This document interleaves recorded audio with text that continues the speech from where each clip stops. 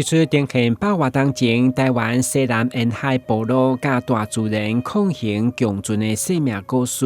透过记者会片段，先予大家大开眼界。剧中有青梅蛇放溪流、庄民闪片溪水清晰，跟德人厝清帅壮观画面，嘛描写讨海人靠天食饭的奋斗，展现传承的苦难甲坚强的在地情感。那上一辈的对于他们自己过去可能农业社会，他们会觉得他们是被社会遗弃的，因为社会经济发展已经那么的快，然后他们追不上这个时代，所以他们可能会觉得自己在这个社会已经逐渐被淘汰了。可是其实他们的故事是蛮重要的，所以也透过这个活动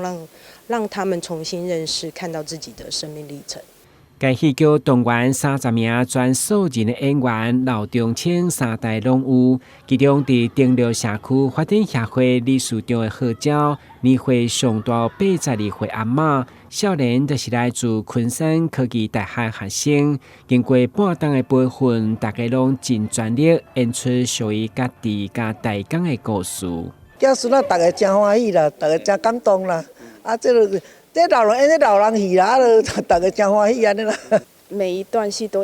我都在看一个故事，看每一个妈妈，他们每一个阿嬷，他们背后的故事，让我觉得很感动。其实阮是拢每一个人的亲身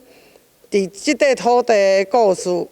拢演出阮真诚的那一面出来。为了将大江的历史甲情感透过戏剧搬上舞台，安南区公所今年争取到海洋委员会93万元的资源，将演员、故事情景、美术设计等舞台效果拢大幅度提升，邀请大家共同来见证大江特别的人文风貌。回流归草这样的一个剧团的演出呢，能够让大家更了解我们安南的文化，能够唤起在地人的历史记忆，跟我们与海共生的情感。